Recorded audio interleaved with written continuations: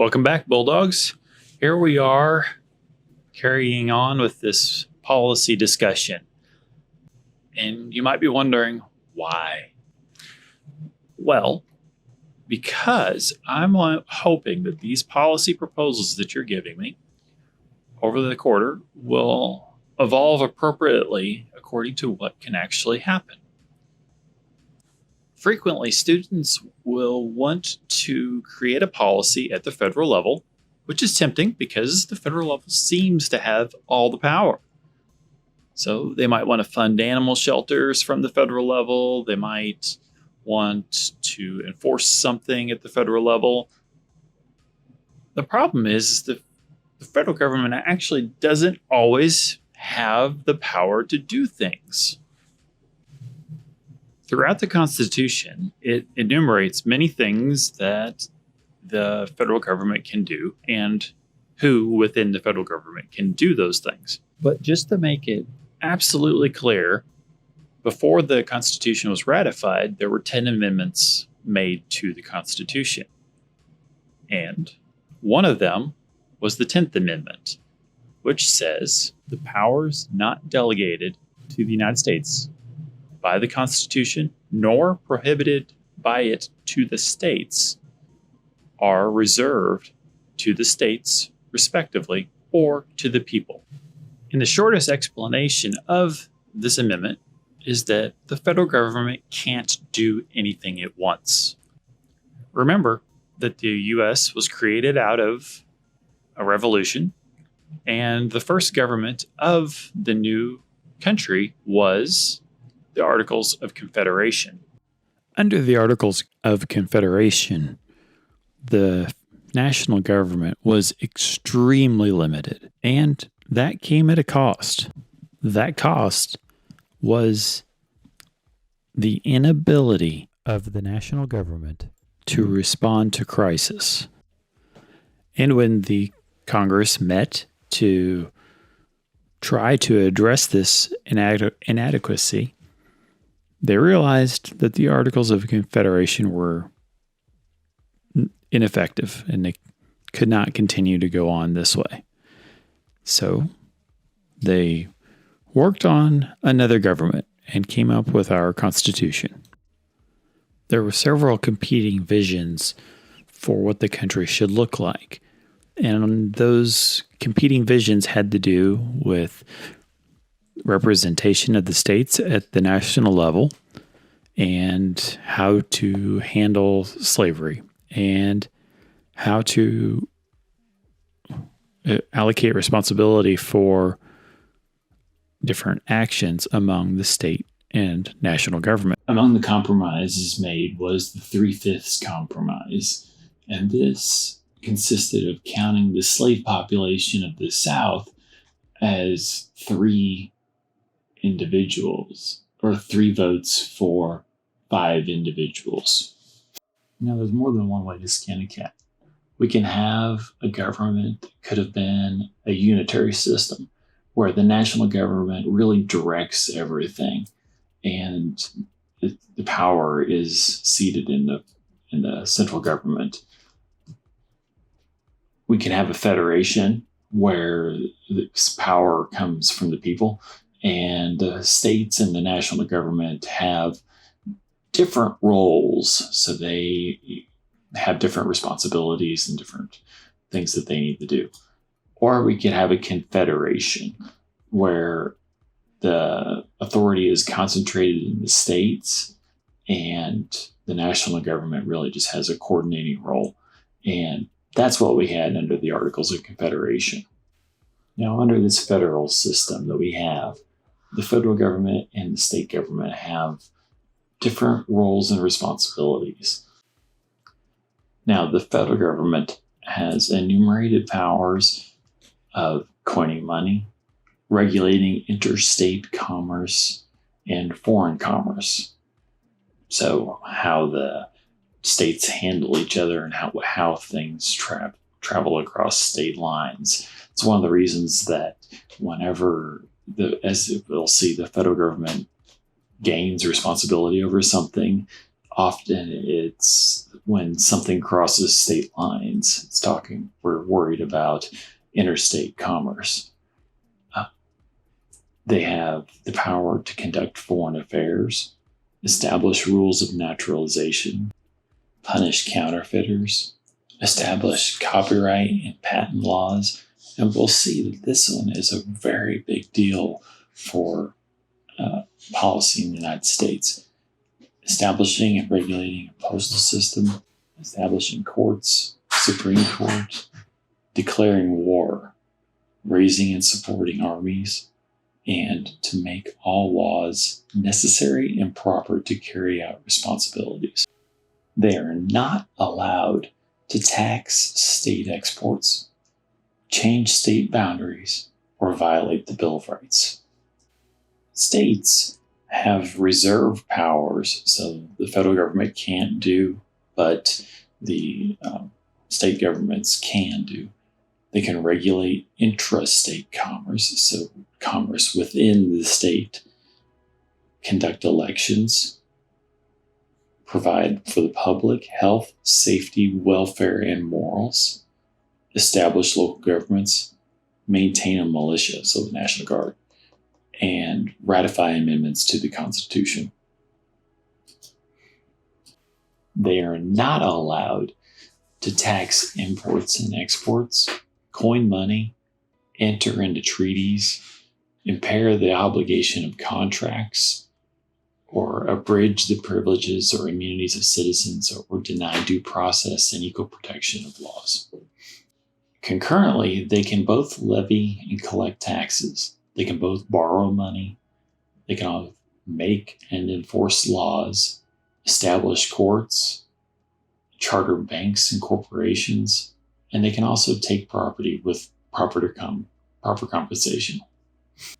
But many things are just outside of the federal government's purview and need to be addressed at the state level.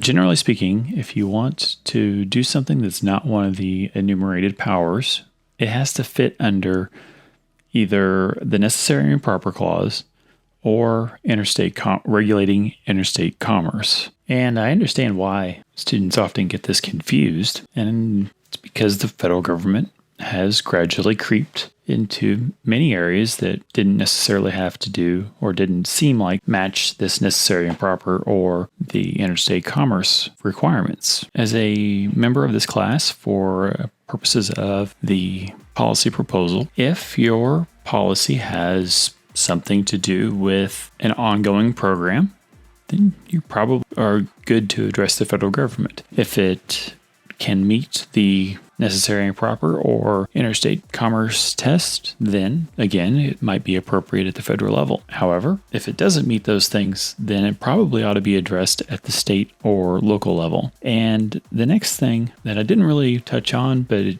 it mentions in this last slide, is that neither government can violate the Constitution or the Bill of Rights.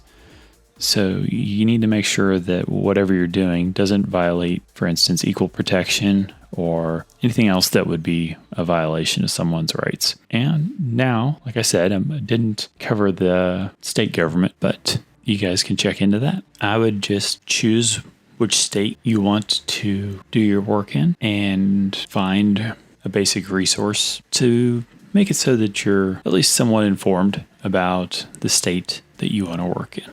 And now we have our 3 co-equal branches of government that are meant to check and balance each other. And they include the legislature, the executive, and the judiciary. Each of those branches of government have different responsibilities. And for this class, what's important is knowing who you need to address your policy proposal to. Because if you're breaking into new ground at the federal level, that's probably going to require congressional action. However, you might be able to make a small change to a program by lobbying an executive agency. Now, how does a law get made? Let's go back to probably something you watched in grade school.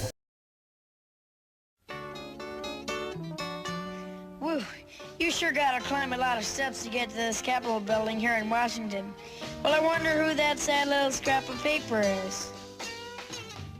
I'm just a bill, yes, I'm only a bill, and I'm sitting here on Capitol Hill. Well, it's a long, long journey to the capital city. It's a long, long wait while I'm sitting in committee, but I know I'll be a law someday. At least I hope and pray that I will, but today I am still just a bill. Gee, Bill, you certainly have a lot of patience and courage. Well, I got this far. When I started, I wasn't even a bill. I was just an idea. Some folks back home decided they wanted a law passed, so they called their local congressman, and he said, "You're right, there ought to be a law." Then he sat down and wrote me out and introduced me to Congress, and I became a bill. And I'll remain a bill until they decide to make me a law. I'm just a bill, yes, I'm only a bill, and I got as far as Capitol Hill. Well, now I'm stuck in committee, and I'll sit here and wait while a few key congressmen discuss and debate whether they should let me be a law. I hope and pray that they will, but today I am still just a bill.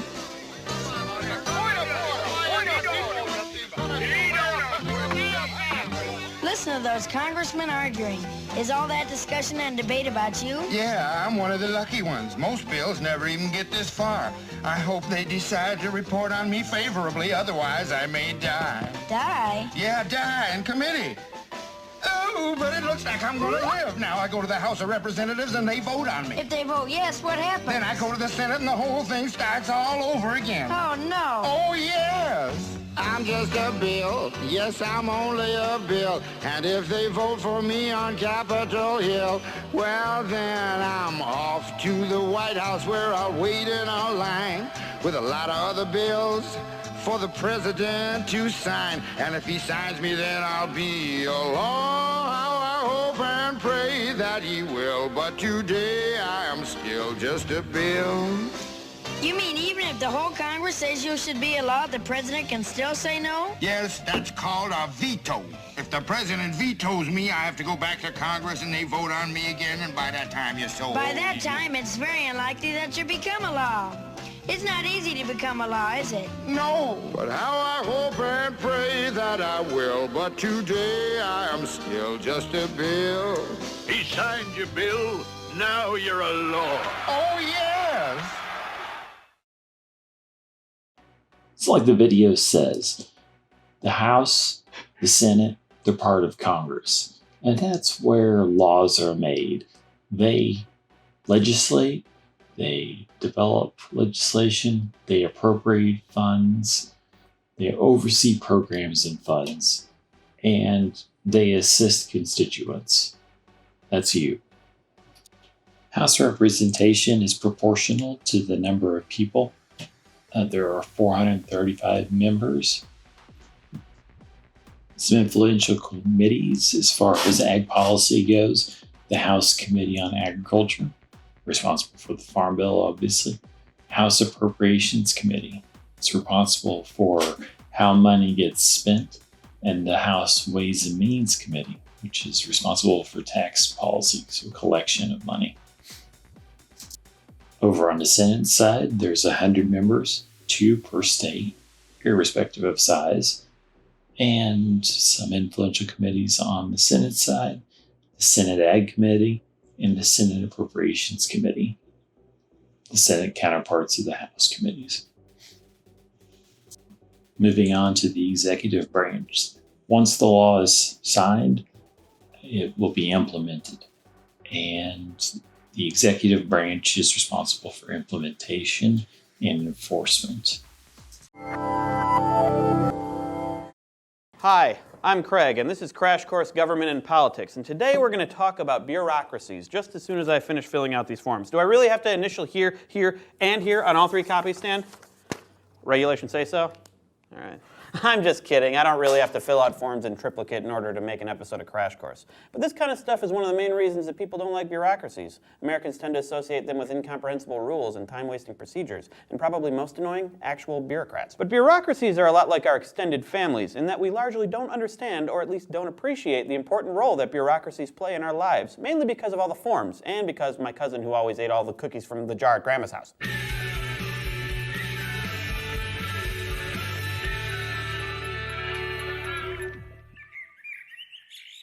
So what exactly is a bureaucracy? I don't like to do this because I'm arrogant and lazy, but sometimes it's helpful to go to a dictionary when you need to find out what a word means. So here's a serviceable political science-y definition. A bureaucracy is a complex structure of offices, tasks, rules, and principles of organization that are employed by all large-scale institutions to coordinate the work of their personnel. 2 points to emphasize here. First, bureaucracies are made up of experts who usually know more about the topic at hand than you do, and who are able to divide up complex tasks so that they can get done. Second, all large-scale institutions use bureaucracies, so the distinction between big business and big government is, in at least this respect, bogus, or what I like to call a false dichotomy. Is that too pretentious to say false dichotomy, Stan? I don't care. I'm saying it. False dichotomy. So if people hate bureaucracies so much and compare them unfavorably with Google and Amazon, why do we have them? Well, the main reason is that bureaucracies are efficient. They make it easier for government to accomplish tasks quickly and to basically operate at all. In the US, federal bureaucrats fulfill a number of specific important functions. One, bureaucrats implement the laws that Congress writes. Have you ever read a law? They're pretty complicated. It's a good idea to have experts who can interpret them and put them into action. Two, bureaucrats also make and enforce their own rules. But this isn't as action heroish as it sounds. And three, they settle disputes through a process called administrative adjudication, which makes them kind of like courts. Now, since I know that all of you have been paying extremely close attention to these episodes, you know that at least two of those functions are problematic in ways that go beyond making rules that seem Byzantine or stupid, or both. Byzantupid. The big concern here is the separation of powers, which you remember is the idea that power is divided between three branches of government. Technically, the federal bureaucracy is part of the executive branch, but it's so big that it dwarfs the other two branches and can easily overpower them. Much like I overpower this eagle. That's right, eagle.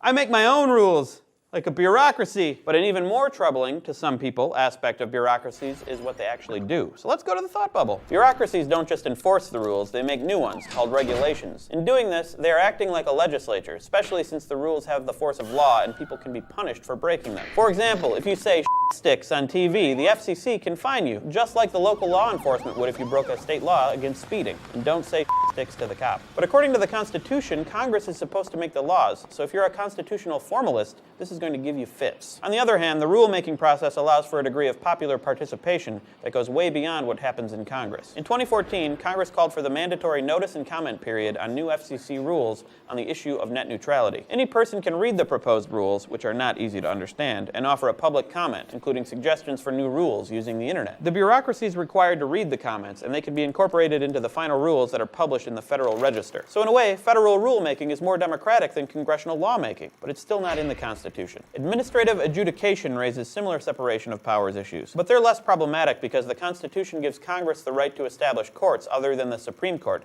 and it doesn't say that these can't be administrative tribunals that are part of bureaucratic agencies. Many low-level bureaucratic positions are filled through competitive exam-based civil service procedures, which are supposed to ensure a level of expertise and take politics out of the staffing process. But many upper-level bureaucratic leaders, especially cabinet secretaries and also ambassadors, are very political. For one thing, they're appointed by politicians who may be repaying favors or trying to pack the agencies with like-minded favorites. For another, bureaucrats engage in bargaining and protect their own interests, the very thing that politicians do all the time. Thanks, Thought Bubble. So, the first reason we keep bureaucracies is because bureaucracies are useful. They do get things done, even though it might not be as quickly as we'd like. And some of these things are things we want done, like inspecting our meat so we don't get E. coli or salmonella or mad cow disease. One response to this that we'll talk about later is to get rid of public bureaucracies and contract their tasks out to private companies. There's something to be said for this. After all, in a lot of ways, UPS does a better job of getting packages to us than the Postal Service does.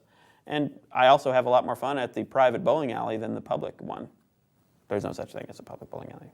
If there is, I'm going. It might be free. But the main argument for privatization seems to be cost, and that one might not always be true. It seems unlikely that a private corporation would spring up to inspect meat, and although we could rely on pricing to signal that our chicken wings are salmonella-free, I don't think it's a good idea. So in addition to being useful in filling roles that the private sector might not fill, one of the reasons we have so many bureaucracies is because Congress keeps making them and delegating power to them. If we didn't have bureaucracy, congressmen and their staff would be taking on all the oversight and enforcement of their own laws. In addition to creating its own separation of powers problem, this might be kind of chaotic considering that potentially the entire House of Representatives could be replaced every 2 years. One advantage of bureaucracies is a certain amount of stability and the built-up expertise that comes with it. Probably the main reason why we don't change bureaucracies, though, is that doing so is really difficult. Once Congress makes a bureaucracy, it's usually permanent for a number of practical and political reasons. We'll get into those reasons next time. So I'm going to wrap this up with a little bit of a reminder about federalism, based on a largely unwarranted assertion. I bet that if you ask most Americans to give an example of a bureaucracy, they will say the DMV. Most people will tell you a DMV horror story of the time they had to wait in line for 4 hours just to renew their license, and when they got to the counter, a clerk told them that they didn't have the right forms and they needed to post a money order and not a credit card or a check or even cash, and that anyway they had to go on break and I had to come back in 15 minutes and all I wanted was my license. The DMV! And I sympathize with this predicament, but I feel the need to remind anyone who has had this experience at the DMV that it's a state bureaucracy, not the federal bureaucracy. Most of the bureaucrats you meet in your daily life, teachers, policemen, tax assessors, are officials of your state government, not the federal government like bureaucrat Jimmy, which is pretty much what the framers intended. So it's a good idea to be thoughtful about which government we're going to transfer our anger towards and to rage against the correct machine. That's what federalism's all about. Thanks for watching. I'll see you next week. Crash Course Government and Politics is produced in association with PBS Digital Studios. Support for Crash Course U.S. Government comes from Vocal. Vocal supports nonprofits that use technology and media to advance social equity. Learn more about their mission and initiatives at vocal.org. Crash Course was made with the help of these soulless bureaucrats. Thanks for watching.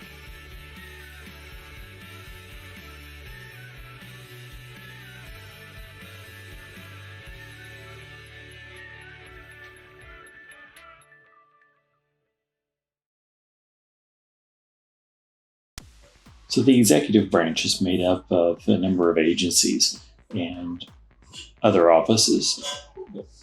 Notable are the cabinet departments, the U.S. Department of Agriculture, U.S. Department of Health and Human Services, Food and Drug Administration, the Environmental Protection Agency, the Department of Commerce. And then there's also the Government Accounting Office, which is part of the Executive Office of the President. What about executive orders? How do they work?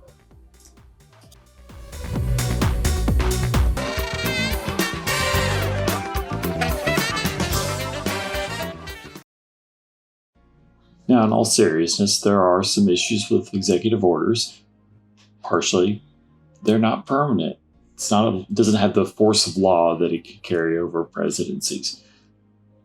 Now, one problem that you'll hear from both parties whenever the other party has just taken office is that they're issuing too many of them. And as you can see by the second column there, there's been a lot of executive orders, mostly about the same by president. I mean, it's just not that much different. Now, our bureaucracy that we're probably most interested in is the USDA, United States Department of Agriculture. So prior to the Civil War, agriculture at the federal level was handled by the Agricultural Division of the U.S. Patent Office. Remember that the Patent Office is mandated by the Constitution. And the Division of Agriculture was established in 1839 to acquire, propagate, evaluate, and distribute seeds and plants to farmers and collect agricultural statistics and production information. And by the early 1860s, they were sending out 2.4 million seed packets per year, all from the basement of the Patent Office building. On May 15, 1862, Lincoln signed legislation that created the United States Department of Agriculture. Now, at this time, its head was not a secretary. It was not a cabinet-level agency. So it didn't have quite as much influence as it does now.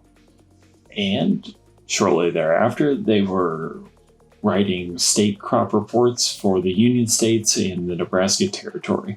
And those employees became the first state-based USDA payroll employees. In February of 1889, lame duck President Grover Cleveland was convinced to sign legislation that established the USDA as a cabinet agency. Now, if you're thinking, hey, wait a minute, how was there a lame duck president in February? Well, that's because until 1933, new presidents were generally sworn in on the March 4th or the 5th. Now, what government agencies do is grow. The Forest Service was established in 1905 after President Teddy Roosevelt was convinced to transfer the nation's forests from the Department of the Interior to the Department of Agriculture. And along in that same period of time, the agency went from 2,444 employees in 1897 to 13,858 in 1912. Then they got a new building. Now, admittedly, this one wasn't completed until 1930, and this building, incidentally, is named the Whitton Building, named after the House Ag Appropriations Subcommittee Chair, Rep. Jamie Whitton. The farm that had been located on the National Mall, or where the mall is, I guess I should say, was relocated to some seized land in Arlington. That would become the Arlington National Cemetery eventually. It was going to be the site of Pentagon, but the Pentagon ended up moving to a little different location. But in any case, the USDA's farm was still relocated to Beltsville, where it still is. The USDA is a very large and diverse organization, and it has a lot of different roles. These range from dealing with the forest and the Forest Service to dealing with trade and foreign affairs, rural development, and different ag marketing and food safety issues. So, as you can see, it takes a lot to get all that done. So some notable ones for us. The Farm Service Agency does farm loans. They're the lender of last resort. Good for starting out or farmers who are in trouble. They do crop and natural disaster assistance. They administer the Conservation Reserve Program. The Foreign Agricultural Service, FAS, deals in food aid and assists exporters and also keeps records of exporting, which is very important. And the Risk Management Agency deals with crop insurance. The FSIS, Food Safety Inspection Service, they do meat and poultry recalls, and consumer education, information. They do a lot of inspecting and food safety.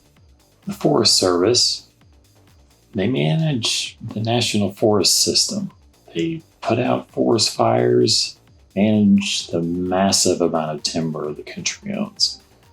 The Nrcs is the Natural Resources Conservation Service, and they administer programs that have to do with natural resources.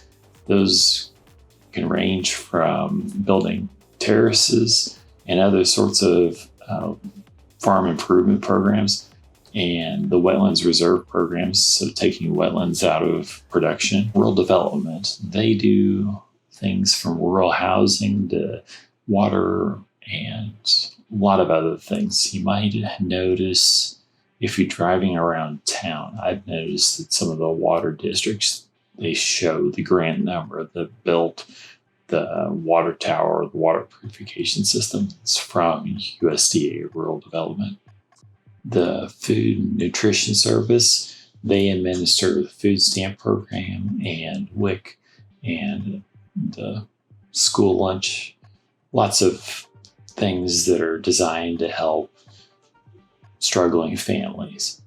And there's also the Center for Nutrition Policy and Promotion, and they deal with dietary guidelines. The Ag Marketing Service, for one thing, they study a lot of growing of crops and marketing. There's also the APHIS, Animal Plant Health Inspection Service. They deal with a lot of animal health issues, so they issue the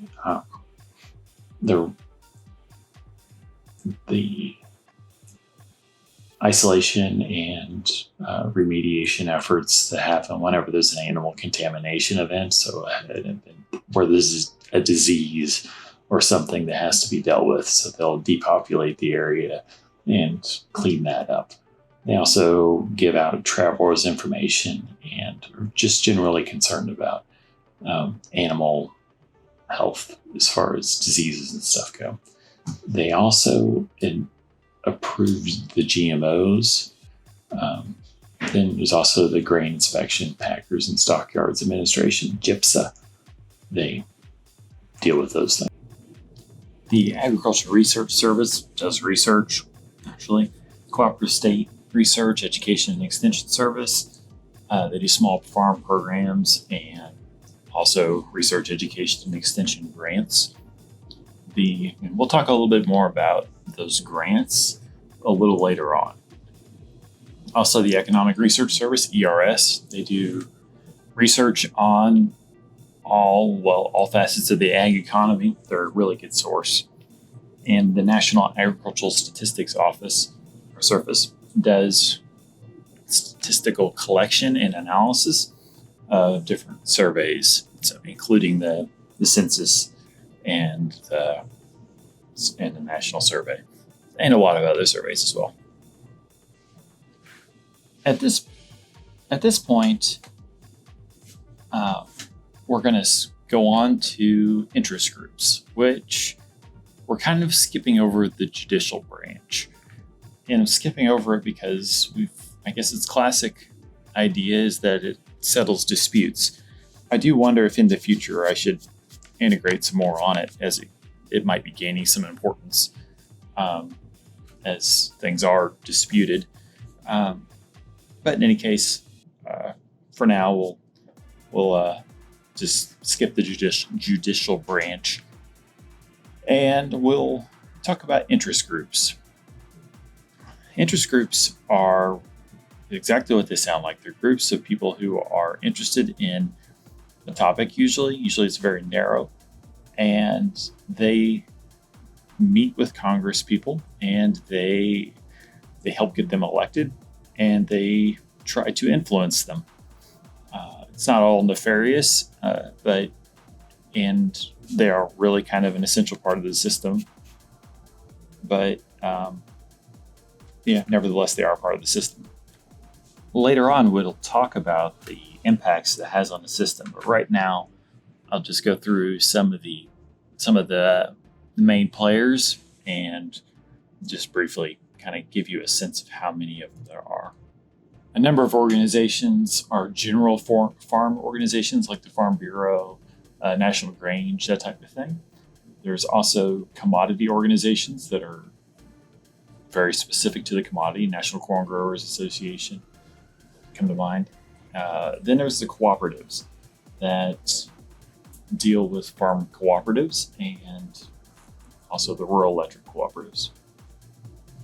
The Agribusiness Lobby is made up of individuals who either support the ag industry with inputs, or they buy the ag outputs and process them into something. Then there are the public interest lobby groups. They come in the form of food lobby groups of people who are interested in food safety or just food availability and affordability. There's the Nutrition, Food Safety and Quality Lobby, and like I said, the Hunger Lobby, and of course one that I'm sure you've all heard of, the Environmental Lobby, the Sierra Club, and different organizations that fight for environmental issues. And that is it for our government review. Our next topic will be when it's appropriate for government organizations to act, and what they can do.